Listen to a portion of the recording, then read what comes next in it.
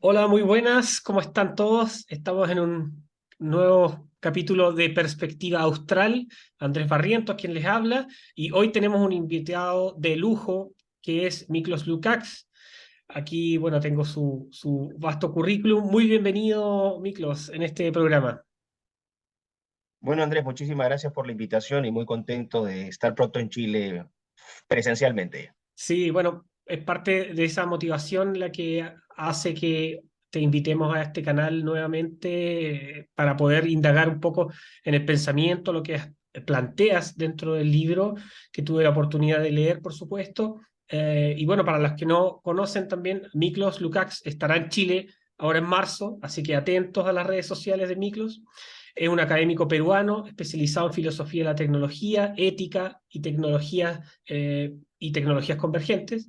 Tiene un PhD en management, tiene varios máster en distintas universidades del mundo, ha estado también como investigador senior del Matías Corvinus Collegium en Budapest, en Hungría, e investigador además en distintas universidades. Así que, Miklos, lo que nos trae aquí obviamente es tu publicación reciente, recién salida del horno en el 2022, que es Neoentes, tecnología y cambio antropológico del siglo XXI. Bueno, gracias por la presentación en primer lugar, Andrés. Y sí, De Oentes es un libro que en realidad se empieza a gestar en 2016, en abril, que es el punto de quiebre cuando yo entro en contacto con este concepto de cuarta revolución industrial. Y ahí, a partir de ese momento, hice un cambio completo en toda la línea de investigación que estaba realizando. Hasta ese entonces era un profesor de escuela de negocios, de posgrado tranquilo, tenía un horario habitual, pero ese fue un punto de quiebre no solamente a nivel de investigación, sino en mi vida también, porque me hizo replantearme todo lo que estoy haciendo, ¿no? Replantear prioridades, etcétera. Y de ahí surge, a partir de este concepto de cuarta revolución industrial, un vínculo con otro concepto que había visto unos años antes, pero que no le había prestado mucha atención, que era el transhumanismo, porque hasta ese entonces el transhumanismo, o para entonces el transhumanismo, era una cuestión netamente de ciencia ficción. Pero cuando lo vi parafraseado, ¿no? O camuflado en esta definición de cuarta revolución industrial, se me pararon los pelos. Realmente fue un momento de quiebre. Y desde ese momento me puse a investigar. Ya en 2018 había empezado a escribir el libro, pero eh, había una limitante muy grande. Yo estaba hablando de cómo las tecnologías iban a afectar al ser humano, pero si yo estoy hablando del ser humano, tengo que empezar a entender qué es el ser humano. Así que eso retrasó la publicación de mi libro casi 2 años, porque durante ese tiempo estuve leyendo sobre filosofía antropológica, que era una rama que yo no conocía. Y llegué a bueno, creo tener un nivel, no soy un experto en la materia, pero sí soy una persona que maneja bastante el tema y eso también lo plasmo en el libro a modo de introducciones, qué es el ser humano y qué amenazas enfrenta y cuáles son las consecuencias potenciales de esas amenazas. Y todo este trabajo se sintetiza en octubre de 2022, o sea, del año pasado, cuando lanzo mi libro oficialmente en Monterrey, México, y bueno, desde entonces ha estado vendiendo muy bien y ya se vende en toda la región, así que estoy muy contento por eso. Sí, bueno, lo que dice aquí Miklos es súper importante porque lo que vemos es que tú indagas en una visión crítica respecto a algo que se nos está planteando como dado, que es el concepto de cuarta revolución industrial, que es masificado o popularizado por el señor Klaus Schwab del World Economic Forum y que ha estado permeando las estrategias de business management, de la concepción de cómo hacer negocios en el siglo XXI, pero más que el mero hecho de hacer negocios, viene en un pack para hacerlo más simple, con una concepción de cambio en la naturaleza humana y también en los cambios antropológicos, ¿no? Ujú, ujú.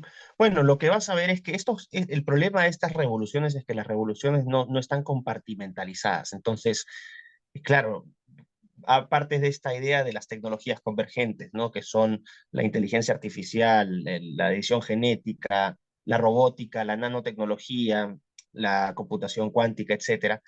que son tecnologías que en estos momentos están en actual desarrollo. De hecho, hoy Google acaba de anunciar la respuesta a ChatGPT, que Sí. va a ser Google Bard, que va a ser la respuesta, ¿no? Porque no es que solamente sean estos lenguajes de procesamiento natural, sino también estás hablando de la competencia y la primacía por los browsers o navegadores.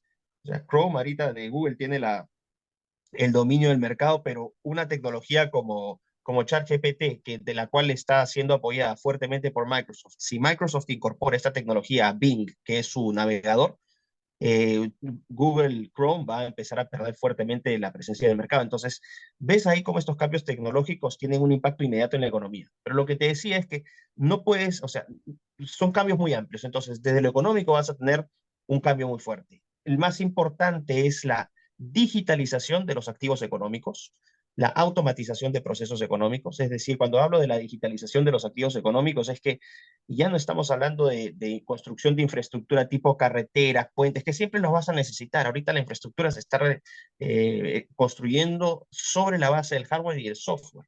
Es una economía digital abiertamente. ¿Y cómo nos vamos digitalizando en nuestras actividades económicas? Esa es una cosa. Desde lo político, el cambio vamos a decir, del centro de poder, donde los estados-nación en el concierto internacional pierden esa supremacía como actores políticos en el sistema internacional, y cada vez el concepto de soberanía está siendo dado por los dueños de la infraestructura económica digital, que son las grandes compañías tecnológicas. Entonces, ves un cambio ahí, ya no son los estados-nación, sino cada vez gigantes corporativos. El único país que escapa, por su tamaño, vamos a decir, a esto es China.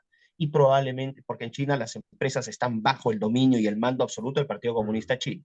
Y al que no le guste, termina como Jack Ma, ¿no? claro. Que ya no aparece en ninguna parte. Entonces, China tiene esta concepción, países como Irán, como Vietnam, probablemente siguiendo el modelo chino, pero estás viendo este cambio, ¿no? De los actores económicos, de los actores políticos, en lo social y cultural, cómo esto afecta el lenguaje, la comunicación, las relaciones sociales, ¿no? Los amigos ya no son con los cuales uno jugaba en la calle a la pelota, sino que ahora tus amigos son avatares que se encuentran en otros Ujú. países, ¿no? Y formas comunidades de emos, pero no solamente emos reales, sino emos virtuales. O sea, hay un cambio cada vez como se va comprimiendo y se va economizando en el lenguaje, el uso de las palabras se están acortando, ahora palabras incluso son simplemente emojis. Entonces hay un proceso, son procesos muy, muy fuertes. Dentro de todos esos procesos que yo abordo de manera tangencial, pero trato de incorporarlos para hacer sentido de esto, para mí el cambio más importante detrás de toda esta irrupción o disrupción tecnológica es la amenaza real que estas tecnologías plantean para lo que somos nosotros como seres humanos. Ese para mí, o sea, yo me enfoco fuertemente en los componentes éticos de estas tecnologías y su impacto en la cuestión antropológica, naturaleza del ser humano y condición o experiencia de vida del ser humano. Y ahí menciono entonces cómo empiezo a armar toda una estructura sobre la base de las agendas vigentes y qué justificación o con qué se justifican, cómo se sustentan, cómo se argumentan, dónde y cómo se aplican, contra quiénes se aplican y cuáles son sus propósitos. Y a la Mm, conclusión, o a una de las conclusiones preliminares a las que llego, porque yo no le impongo al lector, como te constará en el sí. libro, yo no le impongo al lector una conclusión, yo simplemente digo esto es lo que está pasando, ustedes van a sacar sus propias conclusiones y estoy seguro que van a llegar a las mismas que las mías. Es que estamos viendo una posibilidad de cambio real de lo que somos nosotros como especie. ¿Por qué? Porque la gente lo que ignora, la gente inmediatamente va a decir, esto es una teoría de conspiración, este sujeto está hablando Mm, tonterías. Esa frase nace de una actitud o de ignorancia abierta o de avestruz, porque lo que la gente ignora profundamente es cuál es el estado del arte de los avances tecnológicos con estas tecnologías y qué tipo de aplicaciones tienen. No solamente se está usando inteligencia artificial para ChatGPT, se está usando inteligencia artificial para modelar proteínas, se está utilizando inteligencia artificial para secuenciar genes. En el lado de las técnicas de edición genética, pues, claro, puedes tener fines terapéuticos como curar ciertas enfermedades, pero también puedes partir de ideas o de aspiraciones de diseñar seres humanos en un laboratorio, genéticamente diseñarlos como un catálogo, es decir, tienes un cóctel de genes, escoges los que quieres y armas un un genoma completo desde un laboratorio. No estamos al nivel donde eso ya sea posible, pero ese no es el punto. La tecnología lo permite, es técnicamente posible lograr eso. Fusionar genes entre especies, que no solamente seamos seres humanos, sino que empieces a combinar genes de diferentes animales o animales con plantas. Si le metes también cuestiones de biología sintética, quizás en algún punto, cómo se puede fusionar elementos de la química orgánica, que es la química de la vida, con la química inorgánica. Y empiezas a crear nuevos seres o nuevos materiales. ¿Qué pasa, por ejemplo, si es que creas una quimera, ¿no? Tipo, vamos a pensar en la película, La forma del agua, The Shape of Water. Esta mujer muda que se enamora de este hombre pez, ¿no? Mm. Ok, ese hombre pez ¿qué tipo de trato le damos? ¿Es un ser humano? ¿Se rige bajo las instituciones, valores y cultura del ser humano o es otra cosa? Entonces, claro, tú puedes empezar a proyectar hacia dónde van estas tecnologías y ese es el mérito del trabajo. Yo no estoy diciendo, como torpemente la gente o mis críticos apuntan, que esto va a ocurrir en 3, 4, 5 años. Eso es imposible. Estos son procesos de cambio de largo plazo, pero la tendencia es muy clara. Y lo que tienes que hacer para lograr esto, y yo digo que es con fines demográficos y es con fines darwinianos o post-darwinianos, Mm. lo que tú estás tratando finalmente es de que un cierto grupo de personas, no todos, porque no todos somos dueños de estas tecnologías, finalmente puedan lograr eh, crear vida, destruir vida, modificar vida a placer. Entonces, ahí menciono, ¿quiénes son los dueños de estas tecnologías? Por el lado de la inteligencia artificial, Big Tech, pero estos grandes millonarios y sus fondos de inversión no solamente invierten en sector tecnológico, también invierten en Exacto. biotecnología, en todas las startups de edición genética, en todas las, ¿no? En la síntesis de enzimas, de proteínas. Estás hablando de aquellos que invierten en robótica, que invierten en nanotecnología. Entonces, es un pequeño grupo de individuos y organizaciones que cubren o dominan con una asimetría de poder brutal sobre el resto estas tecnologías y los resultados de las cuales o que estas pueden generar. Y lo que digo es que este grupo de gente puede convertirse en homodeus, porque son los que desarrollan, comercian, regulan, evalúan, determinan lo que sí, lo que no, es decir, dadores de vida, destructores de vida, modificadores o creadores de vida. Ese es el gran Sí, problema. Entonces, la gente tiene, y con esto cierro, la gente tiene que tener una lectura, no de 2, 3, 4 años, porque si no, el libro obviamente no va a tener un sentido. Pero si lo proyectas a unas 2, 3, 4, 5 décadas, tiene mucho sentido. sí, a mí lo que me gustó bastante del libro es que eh, tiene una estructura escrita muy académica y eso se valora bastante, sobre todo para los que no estudian filosofía. Tiene un resumen bien explícito de lo que ha sido el desarrollo de la epistemología o la filosofía de las ciencias en el mundo occidental y obviamente eso te da el marco de estos grandes procesos que señalas, Miklos, que obviamente no son de un día para otro, no son de 5 años, son grandes procesos y con agendas que van permeando el engranaje político, cultural, tecnológico, económico. Y así como lo mismo que señalas, esta agenda que va instalándose, obviamente por afán en cierta medida de enriquecimiento, también va asociado a la modificación política en cierta medida. Y en esto es claro para que los que nos escuchan también pueden ver, cuando se reúnen los líderes políticos del G7, el G20, e imponen una agenda, por ejemplo, tributaria, todas las grandes empresas, sobre tantos millones de dólares, vamos a pagar un impuesto global. Eso obviamente modifica los esquemas tributarios de todos los países más pequeños o en desarrollo que quieran ingresar al sistema internacional. Y en estas medidas o en estas avances, si se pudiese hablar de ello, empiezan a cambiar también las legislaciones de los países porque van avanzando hacia una agenda. Entonces tú tienes cambios en distintas áreas y además también tienes una narrativa. Yuval Noah Harari es uno de los filósofos actuales que van arrastrando estas fuertes corrientes Y yo creo que en tu libro también lo tocas en cierta medida de poder advertir de que quizás no tenemos la solución hoy de estas materias, pero sí hay un cambio que se está dando en el proceso de las relaciones humanas. Ujú. Ciertamente, bueno, como para ponerlo en sencillo, la gente que nunca ha escuchado lo que yo hago, que lo que yo investigo, sobre qué temas me interesan, me podría resumir como el anti-Harari, vamos a ponerlo así. Yo soy el némesis de Harari. Bueno, obviamente no tengo el aparato de marketing, no tengo el aparato político, tecnológico, económico y mediático de Harari, pero soy pues ¿no?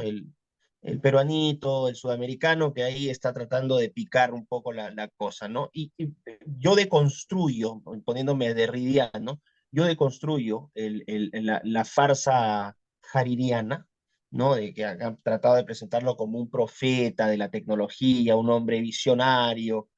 Hay un montón de cosas ahí para hacer preguntas, pero tú sabes que a la gente que está en las élites no les gusta que les pregunten cosas, no te van a responder nunca.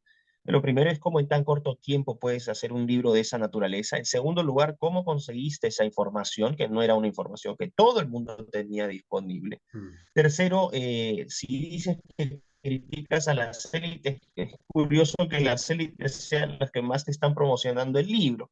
O sea, es absurdo. Y si estás tú criticando supuestamente a las élites, si estás advirtiendo sobre el poder de los ricos que se puede convertir en dioses, lo haces de la plataforma de Davos o de las Naciones Unidas, o te vas a Google, o te vas a San Francisco, al Valle. No tiene sentido. O sea, claramente, mira, solamente yo siempre cuento esto como una anécdota. Estaba de visita en una ciudad muy pequeña del Perú, que no es una de las más pequeñas, es una ciudad, vamos a decir, normal, Ica, que queda como a 350 kilómetros al sur de Lima. Ica es una ciudad que tiene dunas, tiene unos postres muy ricos que se llaman tejas, es un sitio tranquilo, mucha agroindustria, nada más. Debe tener muy poquitas librerías, Ica. En una de esas librerías, caminando por la calle, veo un póster gigantesco de Harari. O sea, te das cuenta, lo han metido hasta en la sopa a Harari. ¿Por qué? Porque si esas campañas de marketing, esas campañas tienen que tener financiamiento. Para financiar algo tan grande tienes que tener mucho dinero. Y ese dinero no lo tiene cualquiera, salvo los grandes filántropos, ¿no? O sus fundaciones. En fin, Claro. eh, es cierto lo que tú señalas. Estos cambios, por ejemplo, a nivel económico, los que tú planteabas, es que te muestran un mundo donde tienes, como se dice en inglés, ¿no? Los have y los have-nots, o los que tienen y los que no tienen. En la economía vas a entrar en un punto. Ya ni siquiera sería a nivel de estados, ¿no? Como te planteaba yo, el Estado-nación está perdiendo fuerza, se está convirtiendo simplemente en un aparato administrativo físico con oficinas, con Mm. dependencias, pero que ya no responde a los intereses de la ciudadanía, sino que responde a los intereses de una agenda globalista. Ay, qué conspiranoico eres. Bueno, vean todos los paquetes legislativos que se están lanzando. Son paquetes legislativos y políticas públicas que no se diseñan en el Parlamento chileno, en el Parlamento peruano, sino Así que vienen de es. afuera. Todas son estándar. Sí. La economía está quebrada, cuota de género. No encontramos, no tenemos cómo alimentar a nuestros hijos, derechos LGBT. Hoy, acceso a la salud, ni una menos. O sea, estamos constantemente con estas políticas que son impuestas, que son rechazadas por la inmensa mayoría. Y ahí tienes un punto. ¿Cuáles son las nuevas clases que se están formando? Tú lo que estás viendo ahora es una masa de, o no, la población de izquierdas y derechas, porque ese es otro cuentito que Mm. nos tiene no, enfrentados a las masas. Por encima de eso, una clase o una coalición política de derecha e izquierda que parasita de igual manera el Estado, ¿no? La estructura del Estado, el sistema político, y sobre eso el sistema, no, el sistema de naciones o los organismos supranacionales, Naciones Unidas, Organización Mundial de la Salud, Fondo Monetario Internacional, Banco Mundial. Si tú te fijas, esta relación se ha invertido. Antes, lo que tú tenías era la población que legitimaba con su voto un gobierno, entonces tenía representatividad, eso te generaba un Estado-nación apoyado por su población. Y el conjunto de Estados-nación le daba legitimidad al sistema internacional. Era de abajo hacia arriba. Ahora no, ahora es el sistema supranacional que se impone sobre sus estados y sus estados imponiendo medidas restrictivas sobre sus poblaciones. ¿Dónde está la conspiración cuando digo que el trato que se le dio a la gente durante la pandemia del COVID Mm. fue realmente brutal? ¿Dónde hablo cuando se habla ahora, por ejemplo, tema de seguridad, que no son solamente casos en Chile? No es coincidencia que ocurre en Chile, que ocurre en Perú, que ocurre en Colombia, que ocurre en Estados Unidos, en España, en Francia, en todos los países. Unos, por ejemplo, más marcados por el tema del Islam, ¿no? La migración musulmana que acá en Europa es muy fuerte, pero en nuestros países, por ejemplo, con el tema del indigenismo, en el caso de los Estados Unidos es también por el tema migratorio del sur de los latinos, o sea, finalmente son distintos actores, pero la misma problemática. ¿Qué pasa con la seguridad interna? Con la seguridad doméstica. ¿Qué pasa con la seguridad de las fronteras? ¿Qué pasa con los aparatos, con los servicios de salud? ¿Qué pasa con la economía? Qué raro, todo el mundo, pero es que antes es una cosa increíble, Sí. todo el mundo ha entrado en recesión, todo el mundo, o sea, o está entrando en recesión, y es muy probable que en la segunda mitad, en el segundo semestre de este año, a más tardar en el primer trimestre del próximo año, entremos en una recesión, en una crisis económica muy profunda. Y las crisis económicas no te bajan de 9, 10 meses, pueden llegar a extenderse hasta 15 meses. Entonces, ahí tienes un reseteo económico. O sea, finalmente lo que estás viendo es que no solamente, y escapando un poco del tema del libro, no solamente es una cuestión antropológica, que es la que yo tomo en este libro, Mm. sino que tienes cambios que se están dando a nivel político, a nivel económico, a nivel sociocultural. Esta famosa polaridad o este dualismo marxista, ¿no? De proletario capitalista, que ahora la puedes dividir de miles de maneras. O sea, ahora es el joven contra el viejo, el blanco contra el negro, el hombre contra la mujer, el hetero contra el homo, ¿no?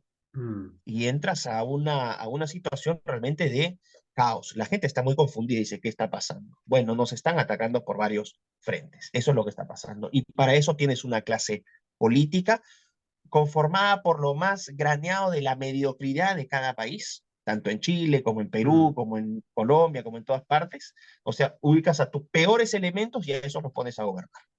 Y eso es lo que estás teniendo ahora, una verticalización y centralización del poder político, que ya no va de abajo hacia arriba, sino de arriba hacia abajo. Mm. Eso es bien interesante porque muchos se ¿Me preguntarán, llegaste, me llegaste a escuchar? sí, alcancé a escuchar, ¿sí? ¿Tú me escuchas? Ya. Perfecto, perfecto. Dale. Claro, muchos se preguntan, ¿y por qué los gobiernos de derechas o los gobiernos de izquierdas no nos dan solución a los problemas? Y en gran medida lo que señalas ahí es real. Hoy hay agendas globales que están permeando todos los estamentos de las instituciones democráticas. Eh, y lo peor es que aquellos que dictan o dictaminan estas recomendaciones no son electos por el pueblo. Entonces, hay una noción de la degradación de la democracia muy grave que está ocurriendo en muchos países, sobre todo en los occidentales, para meternos en este marco categorial.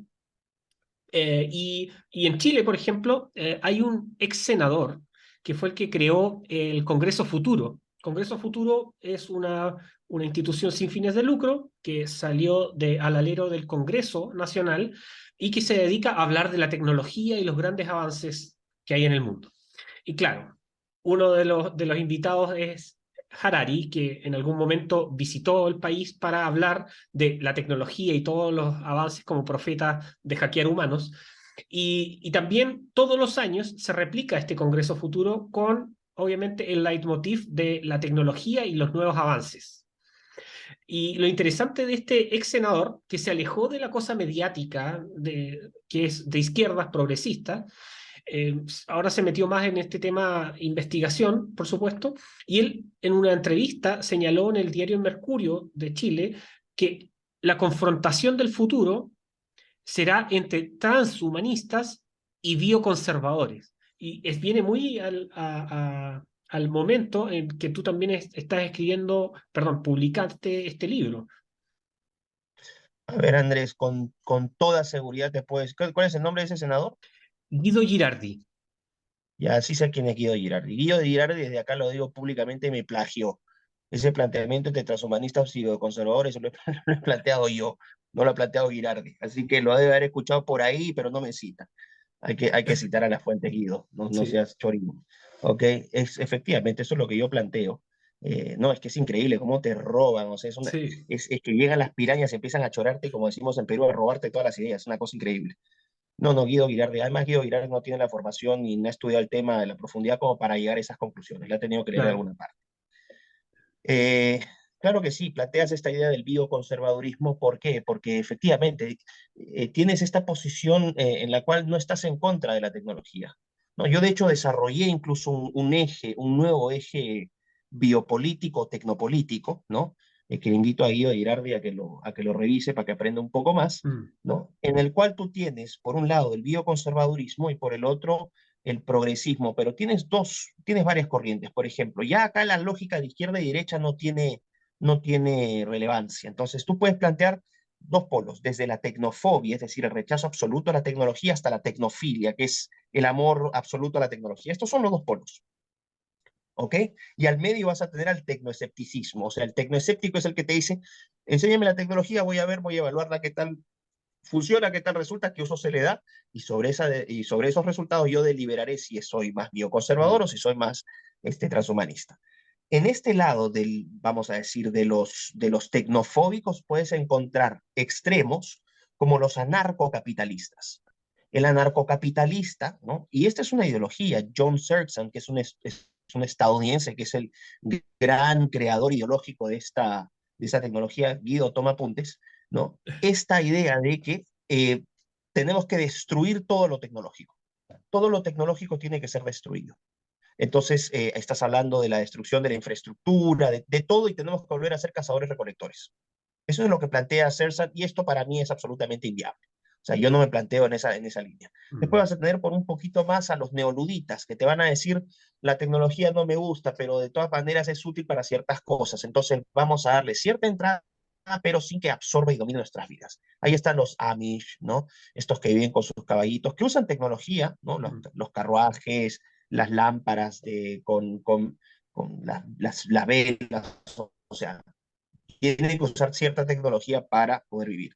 Y de ahí vas a tener un rango en el bioconservadurismo entre seculares y religiosos. Los bioconservadores religiosos tienden a ser un poco más tienden a ser un poco más tecnofóbicos o poco tecnofílicos, ya para no dar esa cara, ¿no? Entonces van a tener mucho más desconfianza en la tecnología. Y después están los bioconservadores seculares que te van a decir, cuidado con la tecnología, o sea, puede tener cosas buenas, pero advertimos también que puede generar cambios.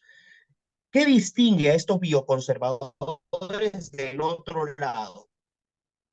Y ese otro lado de que está compuesto en grandes rasgos de bioprogresistas o tecnofílicos. Lo que separa a los bioconservadores del lado tecnofílico más radical es que el bioconservador no está, o sea, jamás va a aceptar el aborto. Un bioconservador define una posición fundacional cuando te dice yo estoy en contra del aborto. Y este para mí es un punto clave, porque de momento en que tú aceptas el aborto, tú inmediatamente aceptas o abres la posibilidad de que el ser humano sea instrumentalizado o cosificado. Porque el aborto de facto es, y lo sostengo en mi libro, la transición de un ser humano de sujeto de derechos a cosa. Tú Exacto. lo puedes eliminar como una cosa. Entonces ahí vas a tener el quiebre por este lado. Y de los tecnofílicos, como te mencionaba, tienes a los bioprogresistas. Los bioprogresistas están de acuerdo con el bioconservador y dicen no hay que modificar la naturaleza del ser humano con la tecnología, pero sí están a favor del aborto. Entonces, lo quieran o no, sí abren el camino a la instrumentalización o cosificación del ser humano. Y por el otro lado, vas a tener ya al lado más extremo a los transhumanistas. Y los transhumanistas tienen varias. O sea, el transhumanista es abiertamente antihumanista. El bioconservador es humanista. El transhumanista te va a decir, somos seres inferiores, mal diseñados, estamos dependiendo de la evolución, vamos a tomar las herramientas de la tecnología y vamos a asumir control de nuestro propio destino. ¿Ok? Entonces, dentro del transhumanismo también hay corrientes, no son iguales. Vas a tener a los extropianos, vas a tener a los singularitaristas, vas a tener a los posthumanistas, ¿no? Que te hablan incluso de que ya ni siquiera es necesaria un cuerpo biológico o artificial, simplemente ser un conjunto no se sabe si de bits y bytes, de alma, de mente, no te lo definen. O sea, Gracioso porque estos son los amantes de la ciencia, pero viven en el mundo Claro. de la ciencia ficción. Entonces vas a tener esos polos. Ese es el problema. Entonces, ¿cuáles son los hijos ideológicos de los bioprogres? O sea, ¿cuáles son los padres biológicos de los bioprogres y de los transhumanistas? Los progres actuales. El Mm. progresismo actual es la matriz para el bioprogresismo y para el transhumanismo, que son tecnofílicos. ¿Qué separa al bioprogresista del transhumanista? Que el bioprogresista sigue siendo humanista, pero el transhumanista es antihumanista. El Mm. bioprogresista, dentro de todo, va a creer en el ser racional, va a creer ¿no? en el poder de la ciencia, va a ser profundamente ateo, en el peor de los casos anticristiano, igual que los transhumanistas. Pero el bioprogresista tiene fe en el ser humano. El transhumanista tiene rechazo al ser humano. Entonces, eso es lo que estás viendo. En grandes rasgos, obviamente no lo he fragmentado más para irme con más profundidad, pero sí, como me copió Guido Girardi, lo que vas a tener entonces es una pugna bioética. Las grandes pugnas del siglo XXI van a ser bioéticas o ética de la tecnología, entre aquellos que queremos conservar la condición y la naturaleza del ser humano, humanista, bioconservadora, versus aquellos que quieren cambiarla. Bioprogresista como Girardi o transhumanista Exacto. como Harari. Mm. No, eso es clave. Tú, Miklos, para hacerte también una pregunta ya final, porque esta entrevista es breve para, obviamente, impulsar también y tu agenda está bien apretada. eh, ¿Cómo ves tú la lógica china actual, la lógica oriental en todas estas materias relacionadas con el transhumanismo hoy? ¿Cuál es el rol que jugaría China en esto? Sí, desde el punto de vista ético, porque hay muchas evidencias de que probablemente ya han estado clonando humanos o han tenido Sí. modificaciones genéticas, etcétera. Mira, te puedo decir con total certeza de que no solamente en China, sino también en Occidente. Lo que pasa es que los chinos quizás son más honestos en ese sentido, no les importa, ¿no?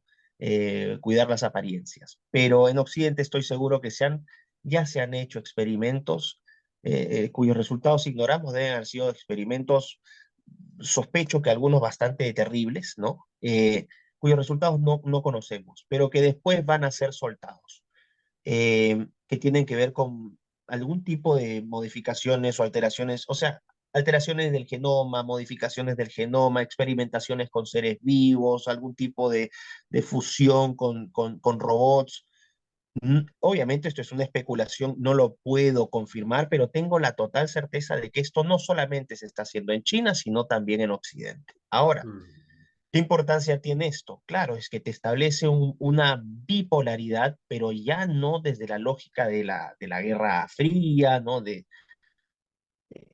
Es un mundo no multipolar, sino bipolar, abiertamente, ¿no? Donde vas a tener Estados Unidos aún va a seguir siendo una potencia, estos cambios no se dan, ¿no? A pesar de la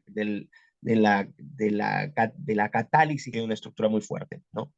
Pero son dos arquitecturas tecnológicas distintas. Son dos formas de abordar la tecnología, las relaciones en la tecnología de manera distinta. Y yo creo que hacia eso va la pelea. Pues solamente un comentario, ¿no? Con el tema esto de la guerra ruso-ucraniana. Se ha cometido un error enorme de alienar a la Unión, bueno, a Rusia, perdón, no soviética, alienar a Rusia de Occidente, porque ahora Rusia, con todo el poder militar que tiene, ha pasado a ser parte, ¿no? Ha pasado a ser tributario de China. Hoy se ha Mm. integrado energéticamente con China y también lo va a hacer muy probablemente en términos tecnológicos. Y creo que este es un error enorme que ha cometido Occidente finalmente, porque están hablando ahora de la guerra que China jamás dejaría que Rusia pierda, porque en ese caso China queda como el gran, ¿no? El único del barrio para ser bulleado después. O Mm. sea, esta es una situación muy, muy complicada, pero lo que estoy viendo es que se está formando dos mundos. A nivel, por ejemplo, de cosas que no se habla mucho, pero ¿qué está pasando, por ejemplo, a nivel de colonización espacial con satélites? Se está generando, ¿no? Una red satelital para transmisión de Internet. No es solamente lo que está haciendo Elon Musk, ¿no? ¿Cómo se llama? Con SpaceX, y están planteando todo un ecosistema, ¿no? Una especie de satélite, de constelaciones de satélites para dar claro. Internet de alta velocidad del espacio. Amazon está participando también en eso a través de Blue Origin.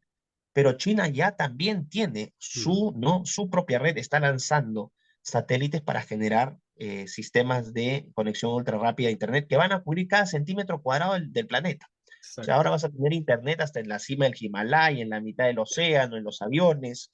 Hacia eso vamos. Bueno, el punto es un planeta tan supervisado, tan vigilado, milímetro por milímetro. Entras a Mm. una lógica en lo que tiene que ver con, por ejemplo, tu privacidad, tu identidad, tu libertad, bastante preocupante. Pero bueno, eso ya te da para otro tema, pero simplemente Exacto. para estarlo acá. Y eso, bueno, no sé, espero que la gente lea el libro porque creo que es una contribución original. A mí me han acusado de que, ¿no? De que yo no he hecho nada. No, claro, es muy fácil acusar de que uno no ha hecho nada nuevo cuando no han leído el libro. Sí.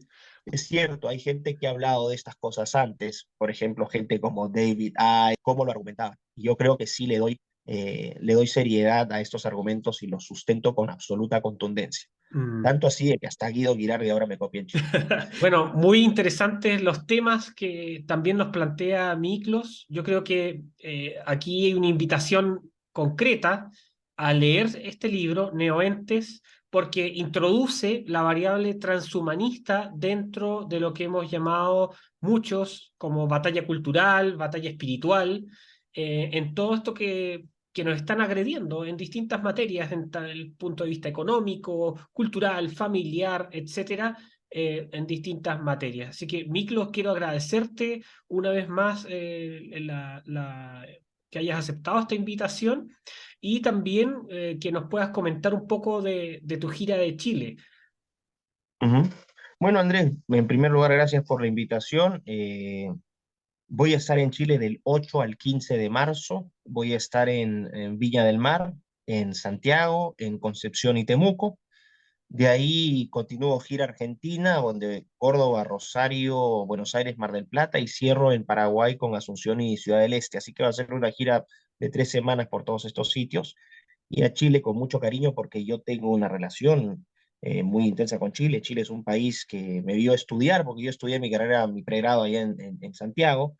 Tengo familia chilena, mis mejores amigos son chilenos, o Mm, sea, incluso en ese horroroso y fatídico 4-0 para Francia 98, que aún sí, recuerdo, no traumático, pero dentro de todo nos estuvimos tomando unas piscolas después del partido y hicimos las paces con todos, así que a ese nivel he estado. Así que muy Chile para bueno. mí representa una segunda casa, estoy muy contento de ir y bueno, voy a hablar sobre estos temas, sobre tecnología, ciencia, pero no desde el barniz progre, ¿no? Porque, por ejemplo, esta fundación que tiene Guido Girardi es una fundación que funciona para avanzar el status quo. O sea, es una Así es. fundación profundamente tecno-optimista, ¿no? Que no está diciendo a la gente realmente cuáles son los peligros de estas tecnologías. Entonces hay que tomar estas cosas con pinzas.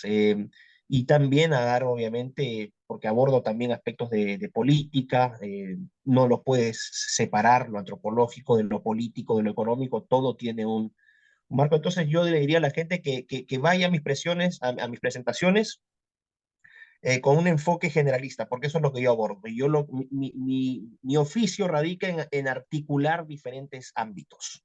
Yo no me voy a ir demasiado a la profundidad, salvo en algunos temas. Lo mío es integrar, o sea, que la gente no vea árboles, sino que vea el bosque. Y creo que eso lo logro con mi trabajo y bueno, muy contento de estar allá y simplemente decir que esto es el fruto de 7 años de trabajo intenso, que no soy un aparecido en estos temas, que no me los aprendí a última hora, sino que es algo que vengo investigando desde hace ya muchos años. Y eso es súper importante que lo tomen en consideración y también para que se apunten en todas las ciudades que señala Miklos que va a estar en esta gira.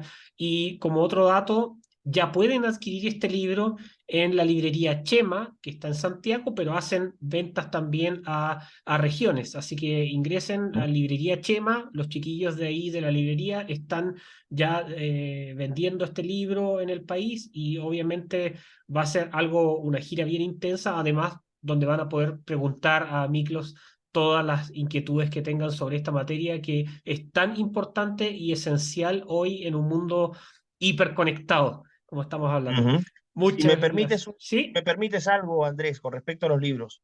La venta ha sido tan buena, ya la venta, el libro se está vendiendo en todo el continente, desde Canadá hasta Chile.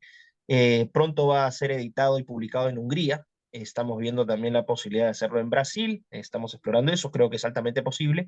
También va a salir una versión, obviamente, en inglés.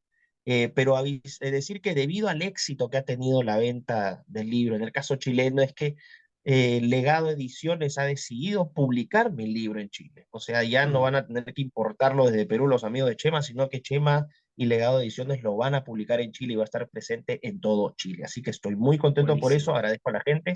Los invito a que lean el libro porque realmente es un libro que yo les garantizo y esa es la promesa que les hago como autor, que después de leer ese libro ustedes van a tener una interpretación mucho más clara, mucho más profunda y mucho más aguda de todo lo que está ocurriendo hoy en el mundo. No me quiero quedar corto con esa promesa, no estoy garantizando algo que no pueda cumplir, se los aseguro que va a ser así. Muy bien. Y aparte que yendo a tus conferencias van a poder recibir también una dedicatoria, así que Ah, bueno, también, por obvio. supuesto, por supuesto. Ya, pues, Miklos, muchas gracias por la entrevista y nos Muchas vemos acá gracias, en Andrés. Chile, si Dios quiere. Gracias, hermano. Un fuerte abrazo y hasta pronto. Chao, nos Gracias. vemos.